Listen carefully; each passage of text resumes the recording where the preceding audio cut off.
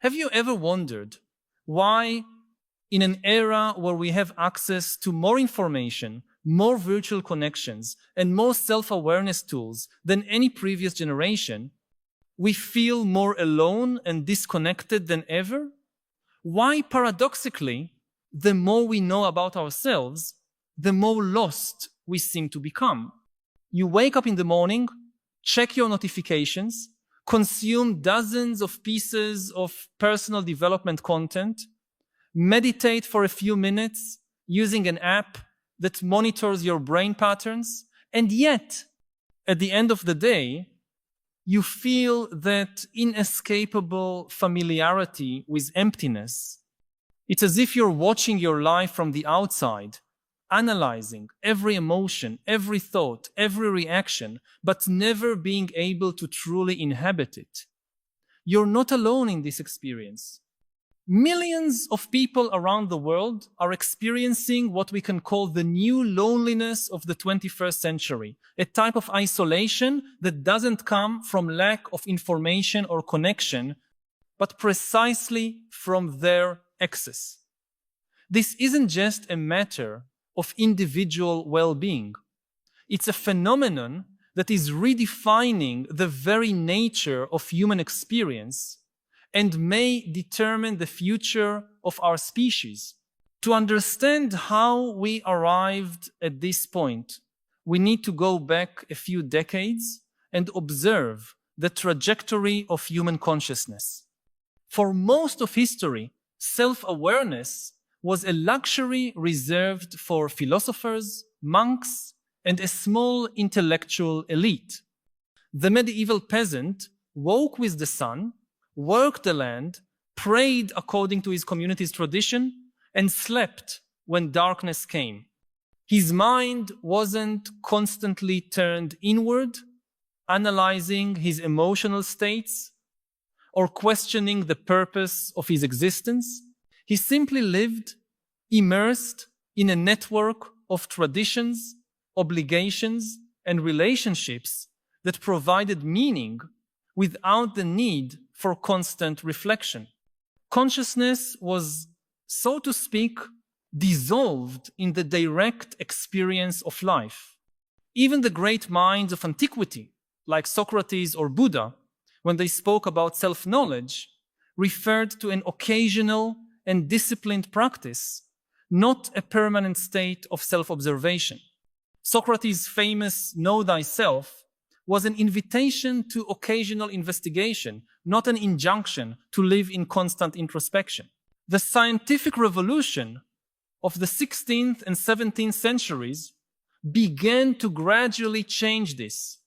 The Cartesian method, with its emphasis on systematic doubt and the separation between mind and body, planted the seeds of a new form of consciousness, one that observes itself, observing.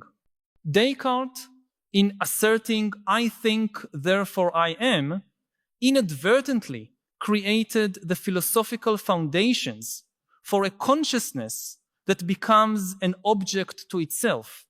Over the following centuries, this tendency amplified. 18th century Romanticism brought the cult of individuality and personal emotional experience. Freud's psychoanalysis, at the beginning of the 20th century, popularized the idea that we must constantly excavate our unconscious motivations. The humanistic psychology of the 60s proclaimed that self-actualization was not only possible but necessary for a full life. Each of these cultural shifts added a new layer of self-observation to human experience. Then came the digital revolution, and everything accelerated exponentially. Suddenly, we not only had tools to observe our thoughts and emotions, but also quantifiable data about every aspect of our lives. How many steps we took, how many hours we slept, what our heart rate was during different activities, how many times we checked our phones, how much time we spent on each app.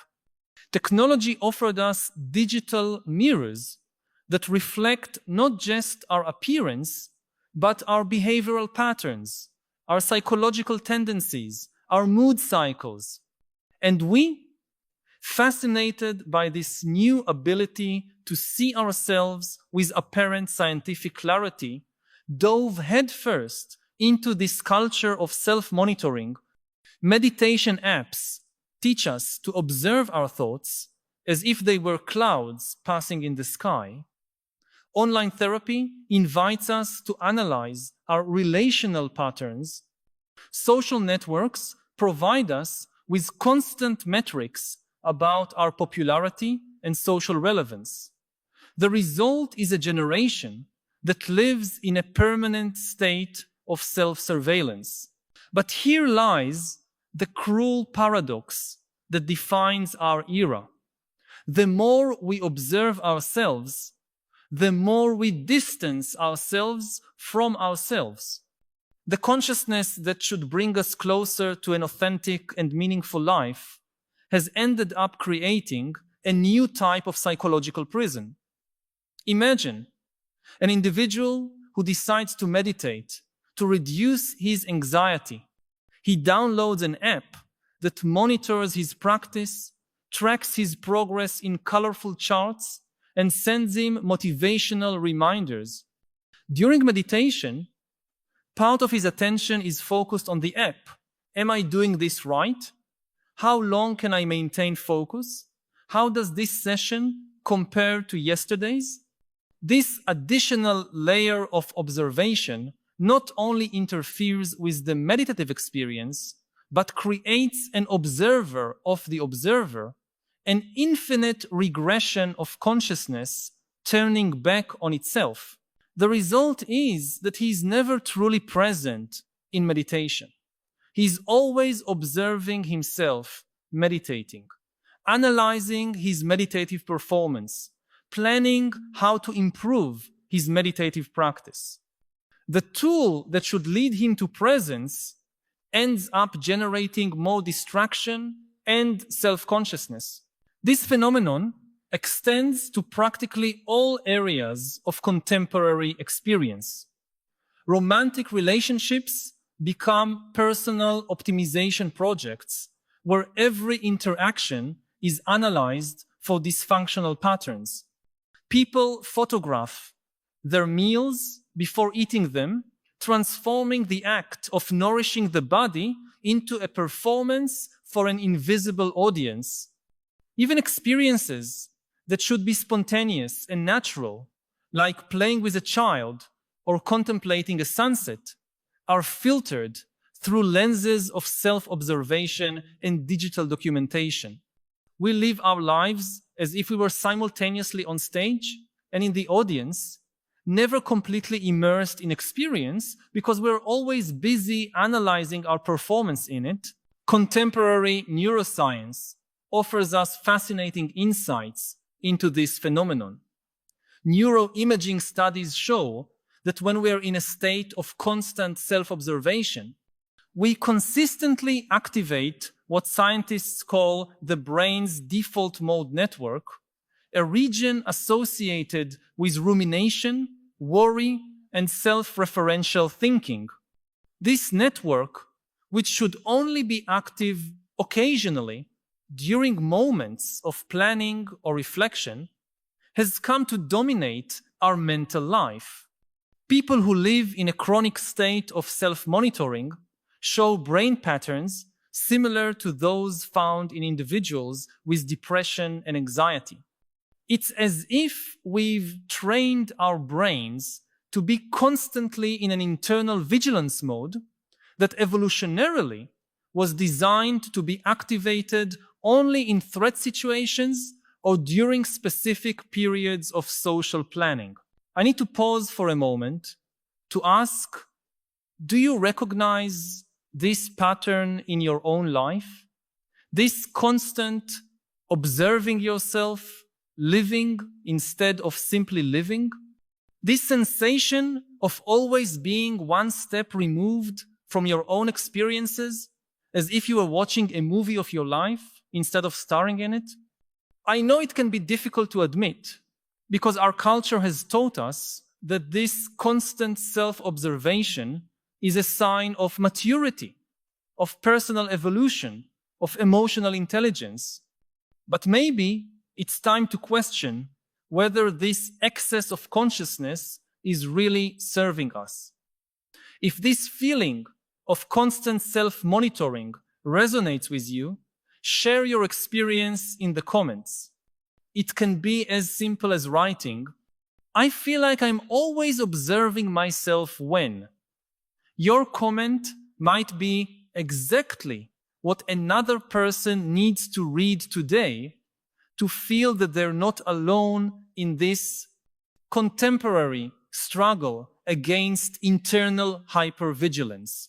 Technology has not only facilitated this state of constant self-observation, it has also created economic structures that depend on and amplify our neurotic self-consciousness.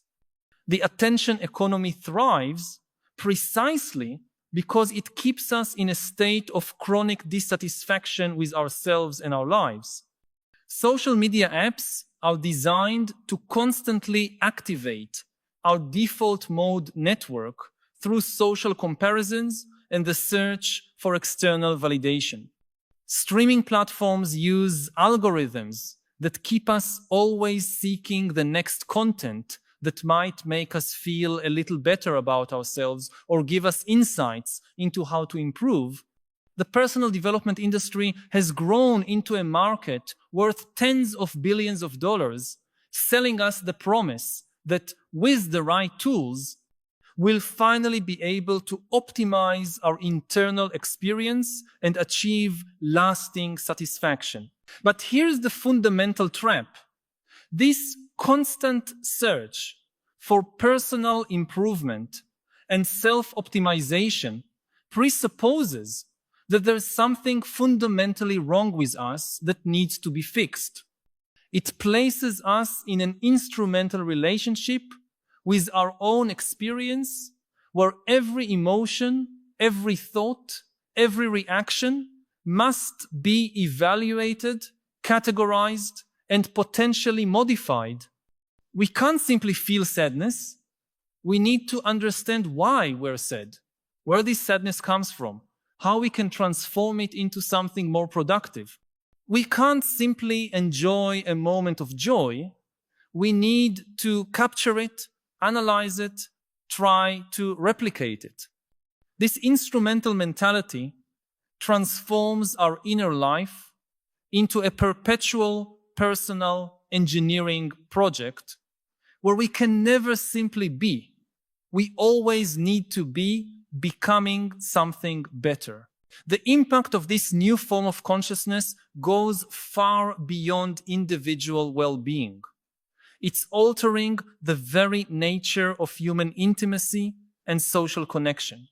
When two people meet today, they often bring with them not just their personalities, but also their analyses of their personalities, their diagnoses of their relational patterns, their conscious strategies for improving their communication. The encounter is no longer between two people, but between two self-monitoring consciousnesses that are simultaneously trying to connect and analyze their capacity for connection. Relationships become personal growth laboratories where every conflict is a learning opportunity. Every moment of intimacy is data to be processed about our compatibility. Every romantic gesture is simultaneously genuine and performative. This transformation has profound consequences for the future of the human species. We're creating generations of individuals who are extraordinarily sophisticated in their capacity for internal analysis, but who may be losing the fundamental ability to simply inhabit their direct experience. Children who grow up with wearables that monitor their sleep and apps that track their mood may be developing a fundamentally different relationship with their own bodies and emotions than any previous generation. They're learning from early on that their internal experience is something that should be measured, quantified, and optimized, rather than something that can be simply lived and trusted. History shows us that major changes in the structure of human consciousness often precede profound civilizational transformations. The shift from mythical to rational thinking in ancient Greece accompanied the development of democracy and philosophy. The emergence of individualism in the Renaissance coincided with scientific and artistic revolutions. The introspective consciousness of Romanticism prepared the ground for social and political liberation movements. Now we're witnessing another fundamental transformation, the emergence of a consciousness that observes itself, observing a permanent metacognition that may be preparing us for changes we cannot yet fully imagine. But perhaps it's possible to glimpse some contours of what may be emerging. If we can navigate the dangers of obsessive self-surveillance, this new capacity for self-observation may lead us to more sophisticated forms of social and emotional self-regulation. A society composed of individuals who are genuinely aware of their own mental and emotional patterns may develop new forms of cooperation and conflict resolution. The problem isn't the capacity for self-observation itself, but its compulsive and constant application. The question is learning when to observe and when to simply live, when to analyze and when to trust, when to optimize and when to accept. Eastern contemplative traditions, which have millennia of experience with self-observation practices, offer valuable insights here. In Buddhism, for example, the practice of mindfulness is accompanied by teachings about letting go and about the illusory nature of the observer that observes. The goal isn't to create a permanent internal analyst, but to develop a flexible capacity for attention that can be directed when necessary and relaxed when appropriate. These traditions recognize that self-observation can easily become another form of ego, another way of separating ourselves from the direct experience of life. Perhaps one of the most important competencies we need to develop in the 21st century is the ability to consciously turn off our capacity for self-monitoring. Just as we've learned to turn our digital devices on and off, perhaps we need to learn to turn our introspective attention on and off.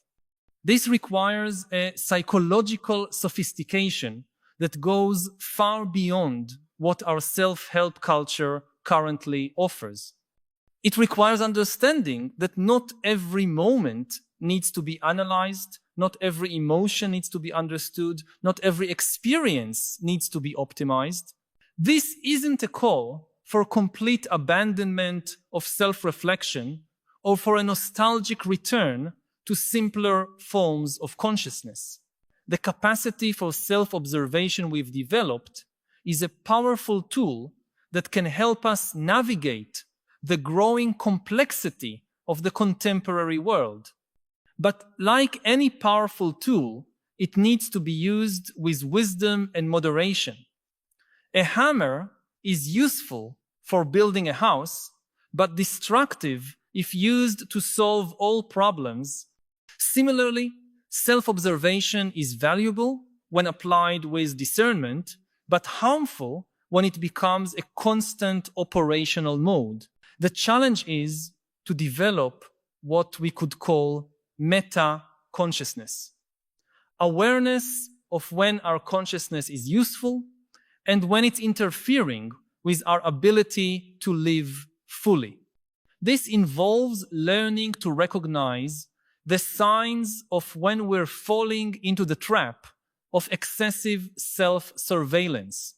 When we notice that we're more interested in analyzing our experience than having it, when we perceive that we're performing our emotions for an internal audience. When we discover that our search for authenticity has itself become a performance, the irony is that developing this meta-consciousness initially requires more self-observation, not less. We need to become aware of our patterns of consciousness before we can modify them. But there's a crucial difference between self-observation that aims at understanding and eventual relaxation and self-observation that becomes an end in itself. The former is a means to freedom. The latter is a subtle form of psychological imprisonment. If we look at other species, we see that the ability to live in the present moment without constant self-observation is deeply integrated into the nature of life. A cat playing with a leaf isn't analyzing its playful performance or wondering if it's playing correctly. A bird singing at dawn isn't monitoring the quality of its song or comparing it to other birds' songs. These beings live with an immediacy and presence that we, with all our psychological sophistication, often lose. Perhaps one of the most profound lessons we can learn from this era of excessive consciousness is the importance of cultivating moments of conscious unconsciousness, periods where we deliberately allow ourselves not to know how we are, not to analyze our internal states, not to optimize our experience. This may seem contradictory in a culture obsessed with self-knowledge, but it may be exactly what we need to restore our capacity to genuinely inhabit our lives.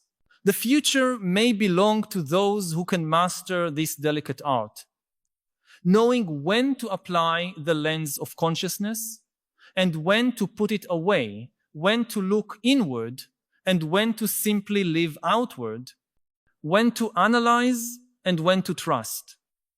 This may be one of the most important skills we can develop, both individually and collectively.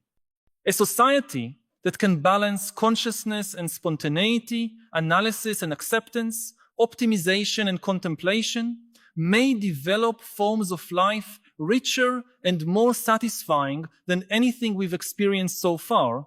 The new loneliness of the 21st century isn't a permanent condemnation.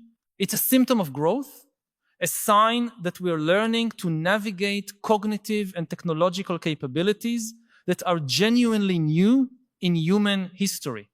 Like any teenager, learning to coordinate limbs that have grown too quickly, we're going through a period of psychological awkwardness as we learn to integrate our new capacities for self-observation with our fundamental need to live spontaneously. The way forward isn't to abandon the consciousness tools we've developed, but to learn to use them more wisely. This requires an education that goes far beyond what our schools and universities currently offer.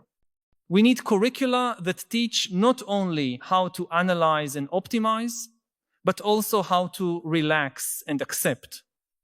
We need technologies that help us develop discernment about when to use and when not to use other technologies. We need a culture that values both analysis and spontaneity, both personal growth and acceptance of who we already are.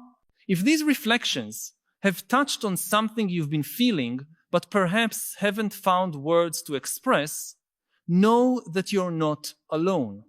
By subscribing to this channel, you'll connect with a growing community of people who share your concerns and your desire for a deeper understanding of the philosophical challenges of our time. Each week, we meet here to explore together the great questions that define our era and to seek not only understanding, but also wiser ways of living amid the transformations we're witnessing. This isn't just a channel, but a space for dialogue and collective growth. Join us on this continuous journey. Subscribe so we can continue this essential conversation about how to live with more wisdom and purpose in a world that often leaves us disoriented and divided. The journey out of the new loneliness of the 21st century won't be easy, but it's possible. It requires courage to question deep cultural narratives about self-improvement and personal growth. It requires humility to recognize that not everything in us needs to be understood or optimized. And it requires wisdom to distinguish between consciousness that liberates and consciousness that imprisons. But perhaps as we learn to navigate this new psychological territory, we can discover forms of life that combine the best of our contemporary sophistication with the simplicity and presence that characterized the most profound moments of human experience throughout history.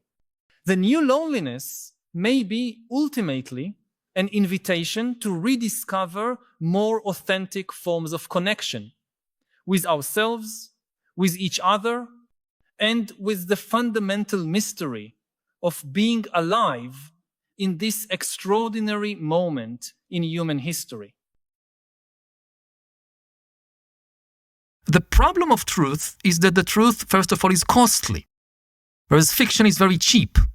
If you want to write a truthful history book about the Roman Empire, for instance, you need to invest a lot of energy, time, money. You need to study Latin. You probably need to study Greek, ancient Greek. You need to do archaeological excavations and find these ancient, whether inscriptions or pottery or weapons, and analyze them. Very costly and difficult. To write a fictional story about the Roman Empire, very easy. You just write anything you want and it's there on the page or on the internet. The truth is often also very complicated because reality is complicated. You want to give a truthful explanation for why the Roman Republic fell or why the Roman Empire eventually fell. Very complicated. Whereas fiction can be made as simple as possible, and people tend to prefer simple explanations over complicated ones. And finally, the truth can be painful, unattractive. We often don't want to know the truth about ourselves, whether as individuals, which is why we go to therapy for many years to know the things we don't want to know about ourselves, and also on the level of entire nations. You know, each nation has its own dark episodes, its own skeletons or cemeteries in the closet that people don't want to know about. A politician that, in an election campaign would just tell people the truth, the whole truth, and nothing but the truth, is unlikely to win many votes. So in this competition between the truth, which is costly and complicated and sometimes painful, and fiction, which is cheap and simple, and you can make it very attractive, fiction tends to win. And if you look at, the large-scale systems, networks in history, they are often built on fictions, not on the truth.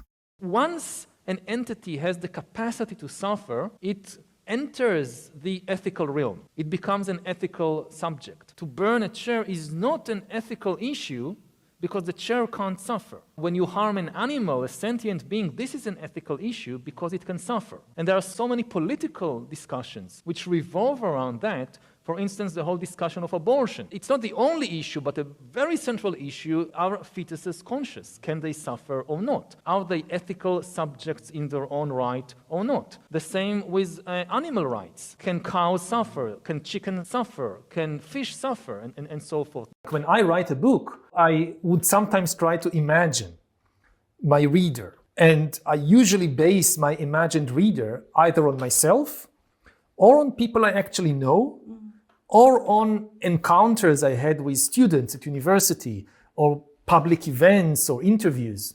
But this is a very limited pool of examples of data. When I'm doing it, maybe I have a kind of pool of information on a couple of hundred people. the AI that would write the book or the piece of music, it would have data on millions and billions of human beings over time. If the goal is to create a certain state of mind for other people, I just don't see how we can compete with the AI on that, especially as it will also have the advantage of being able to tailor the book, the song specifically to different people.